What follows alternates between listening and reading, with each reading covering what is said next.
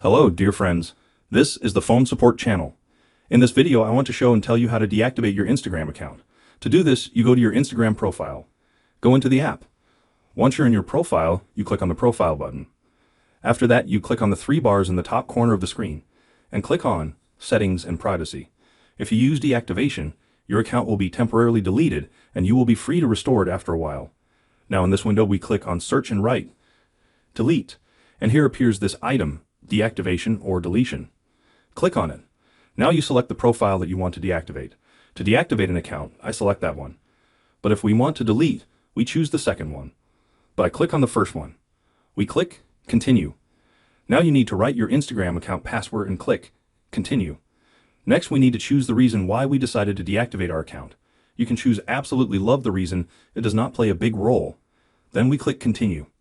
And once again we click. And after that we have to choose Deactivate account. As soon as we click on this button, your account is deactivated. Your account will disappear from all your friends and subscribers, and no one will be able to find and view it. This was the Phone Support channel. See you later. Bye.